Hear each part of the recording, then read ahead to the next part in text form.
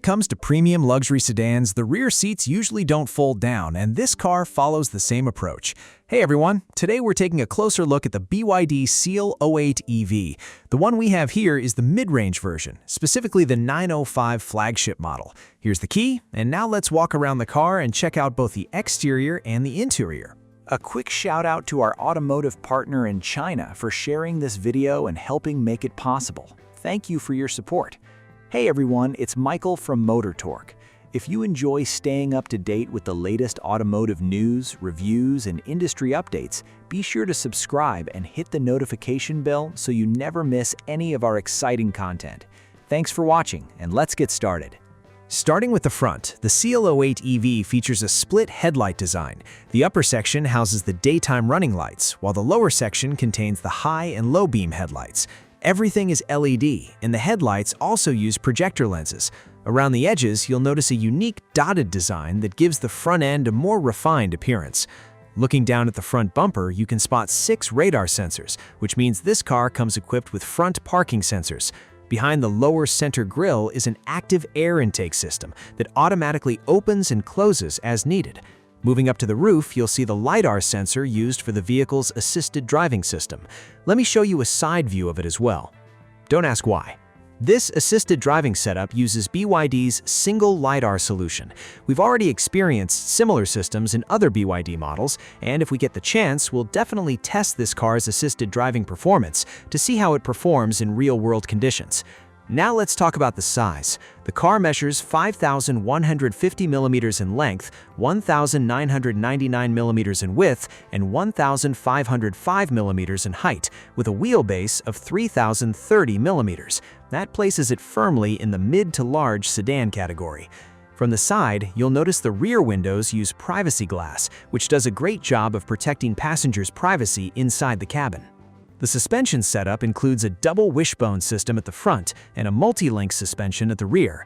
On the mid-range and higher trims, the car also comes with air suspension and variable damping, allowing it to automatically adjust ride height and suspension stiffness depending on road conditions and driving requirements. The wheels feature an attractive multi-spoke aluminum alloy design, wrapped in Michelin tires. The tire size is 19 inches, and every version of the Seal 08 EV comes standard with these 19-inch wheels. Another standard feature across the lineup is rear wheel steering. Even though this sedan is over 5 meters long, it still manages a remarkably small turning radius of just 4.95 meters, making it surprisingly easy to maneuver and park. The charging port is located on the rear side of the vehicle. Inside, you'll find both AC slow charging and DC fast charging ports. The car also supports a 6,000-watt vehicle-to-load external power output, along with BYD's flash charging technology. At compatible BYD flash charging stations, the company claims the battery can reach a significant charge in just 5 minutes and be nearly full in around 9 minutes. If we get the opportunity, we'll definitely visit one of these charging stations and see how fast it really is. Now let's move to the rear of the car. There's another camera mounted near the roof to assist with the driving assistance system. The tail lights feature a full-width design that stretches across the back. When illuminated, the center logo lights up first, and then the lighting effect smoothly flows outward toward both sides, creating an elegant silk-like animation. On the lower rear bumper, you'll find another 6 radar sensors that support the automatic parking assistance system, making parking much easier, especially for new drivers. You can also spot 2 small blue lights underneath that indicate the vehicle's assisted driving functions. Let's open the trunk. It comes with a powered tailgate, making access nice and convenient. This gives you a good look at the luggage space. I also checked whether the rear seats could be folded down, but they don't. As is common with many higher-end sedans, the rear seats remain fixed. Inside the trunk, the sides are lined with soft velvet-style material for a more premium finish. Beneath the side trim, there's an additional storage compartment that's perfect for keeping smaller personal items organized. Since this is the rear-wheel drive version, there's also a front trunk. Simply tap twice and the power-operated front trunk opens automatically. The front storage compartment offers 160 liters of capacity, giving you even more room for bags or other belongings. Closing it is easy as well. There's a dedicated button inside the front trunk and another close button located along the side, allowing you to shut it with a single press. Powering this model is a single rear-mounted electric motor, producing a maximum output of 320 kilowatts and 500 newton-meters of torque. For the battery, BYD equips this model with its second-generation Blade battery. The mid-range and higher trims use a 92.093 kilowatt-hour lithium iron phosphate battery pack. This particular 905 version delivers a claimed driving range of 906 kilometers. If we have the opportunity later, we'll also test its acceleration and real-world driving range to see how it performs. The door handles use a semi-hidden design. As soon as you place your hand behind the handle, it automatically pops outwards so you can open the door. Inside, there's still a traditional mechanical release handle, and right beside it is the keyless entry button. The front windows use a double-layer laminated acoustic glass to improve cabin quietness, and the rear windows also feature double-layer glass. Finally, the exterior mirrors automatically fold in when the vehicle is locked, adding both convenience and protection. The small triangular section near the window is equipped with a rear vehicle warning feature, and just behind it you'll also notice a small blue indicator light that's part of the assisted driving system. Now let's hop inside and check out the cabin. As you close the door, you only need a gentle push because it comes with electric soft close doors that automatically pull themselves shut. Alright everyone, let's start by looking at the interior. If I covered up the logo on the steering wheel, how much do you think this car would be worth just based on the design? Right in the center is a large 15.6-inch infotainment display. At the bottom of the screen, you'll find a customizable app dock where you can add or remove applications based on your own preferences. Personalizing the interface is simple, and you can even switch between different desktop themes and wallpapers. The system also comes loaded with a variety of built-in apps. One feature I noticed is Sentry Mode, which is extremely useful. If someone bumps into your car or scratches it while parked, the system can record the incident for you. When it comes to smartphone connectivity, the system supports CarLink as well as Huawei HiCar, and it's also compatible with Honor smartphones. At the moment, however, Apple CarPlay is not supported. Behind the steering wheel sits a 12.3-inch fully digital instrument cluster that displays all the essential driving information. In the center, it can also show navigation directions, making it easier to follow your route without constantly looking over at the main infotainment screen. There's also a heads-up display, but this feature is exclusive to the top-spec all-wheel drive model. The entry-level and mid-range versions do not include it. Another useful feature is the driver fatigue monitoring system. If the car detects that you're becoming drowsy, losing focus, or even closing your eyes while driving, it will immediately remind you to stay alert. To the left of the steering wheel, you'll find a small mounting point with a threaded hole. This allows you to install optional accessories later, such as a phone holder or even an action camera. Below that is a convenient storage compartment for documents or other small items.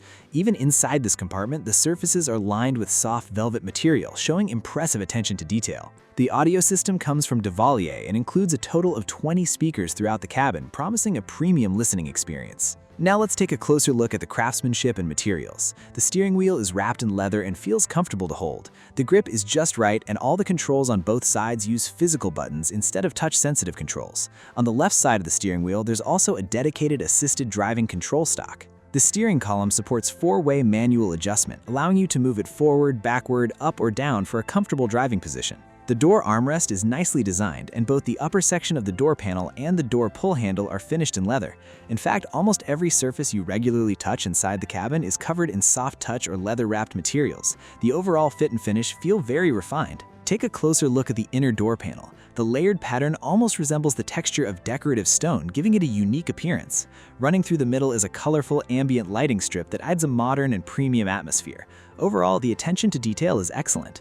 Under the front passenger seat, there's a small hook capable of holding up to 3 kilograms, making it handy for hanging shopping bags or other lightweight items. The glove box opens smoothly with a dampened mechanism, giving it a premium feel, and it's also lined with soft velvet material inside. Beneath the center display are 2 dedicated phone storage areas, one on each side. The left side supports wireless phone charging. It also includes a keypad function. On the right side, lifting the small cover reveals another storage compartment that's perfect for tissues or keys. If you place tissues inside, you can conveniently pull them out directly from the opening, making everyday use very practical. In the center are several physical function buttons. You'll find the engine start button, the hazard light switch, a control for adjusting the suspension height, and another button for selecting different driving modes. At the moment, the suspension height can't be adjusted because the vehicle is in its current parking state. Sliding open the center cover reveals another storage area where you can keep your phone, keys, or other personal items. There are also 2 cup holders, each fitted with removable inserts. When you're not using them, you can close the covers to help keep dust away. Opening the center armrest storage compartment, you'll notice that the mid-range model doesn't include a built-in refrigerator. That feature is reserved for the top-spec all-wheel drive version. Even so, the storage space here is quite generous and can hold roughly 8 bottles of Coke. Below the floating center console is another open storage area that's large enough for a handbag or other everyday items. Inside this section, the vehicle is equipped with a 3-fragrance aroma system. You'll also find 2 charging ports, one USB Type-C and a standard USB port. There's a dedicated slot for a memory card, and next to that is a 12-volt power outlet. Finally, let's talk about the seats. They're fully wrapped in leather and feature a premium finish. The front passenger seat also includes a dedicated boss button for added convenience. Looking closely at the upper section, you'll notice the perforated leather design. Overall, the seats feel soft, supportive, and very comfortable to sit in. On the mid-range and top-spec all-wheel drive models, both front seats can be equipped with a zero-gravity seating mode. As you can see, the front passenger seat features an electrically adjustable leg rest, and the driver's seat gets one as well. Since I'm about 1.72 meters tall, I can say the leg support feels excellent and provides a very comfortable seating position. Comfort features are definitely a highlight here. All 4 seats, both front and rear, come with heating and ventilation. Even the steering wheel is heated. As for the massage function, the front seats include it as standard on these trims, while the top-spec all-wheel drive version extends the massage feature to all 4 seats. Both front sun visors are fitted with vanity mirrors and built-in lighting, making them much more convenient to use. Above the front passenger seat, there's also a grab handle. Looking up, the roof uses a panoramic segmented glass design. The glass roof itself doesn't open, but both the front and rear sections are equipped with powered sunshades. That means you can block out the heat during summer while still enjoying plenty of natural light when the weather is cooler. Now I'll adjust the driver's seat to my normal driving position. As many of you already know, I'm 1.72 meters tall. This is the amount of space left after setting the seat for my driving posture. Let's move into the second row and see how roomy it feels. Sitting in the back, there is clearly plenty of legroom. As you can see, there's still ample space in front of my knees, so even taller passengers shouldn't have any trouble getting comfortable. You'll also notice that the backs of both front seats include expansion ports. These can be used to install accessories like tablet or iPad holders. In addition, the mid-range and top-spec all-wheel drive versions come with folding tray tables, while the entry-level model does not include this feature. The rear center console follows a clean, screen-focused design. Right in the middle is a small touchscreen that lets rear passengers control functions such as seat heating, seat ventilation, and parts of the climate control system. Below that are 2 charging ports, one USB Type-C and a standard USB, along with a small storage compartment for everyday items. The rear seats are designed with 3 adjustable headrests, including the center headrest, which can be raised when needed. The rear seat back angle can also be electrically adjusted using the controls mounted on the rear door panel. Just like the front seats, the second row seats feel soft and very comfortable. This cabin is clearly designed with passenger comfort as a priority. Folding down the center armrest reveals a solid, dampened mechanism that feels nicely built. On top are 2 cup holders, while the middle section includes a convenient place for your phone. There's also an additional storage compartment underneath that can easily hold 2 smartphones. The right side even supports wireless phone charging and includes a keypad function.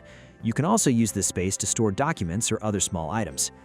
Now let's check the rear headroom. With the seat back adjusted to a normal sitting angle, not overly reclined, I still have just over 1 fist of space between my head and the panoramic roof, which is quite respectable. The rear doors also feature soft close functionality, adding another premium touch. At the moment, the BYD Seal 08 is available in 3 different configurations. The official starting prices are 196,800 yuan, 216,800 yuan, and 239,800 yuan. Considering the car's size, exterior design, standard equipment, and impressive driving range, I think pricing it around 200,000 yuan offers excellent value for money. If we get the opportunity, we'll also take this car for a proper drive and share our thoughts on its real-world performance with you.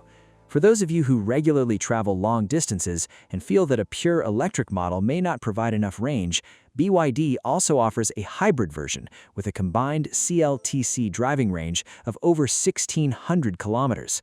That said, if your daily driving is mainly around the city, I think the fully electric version is more than capable.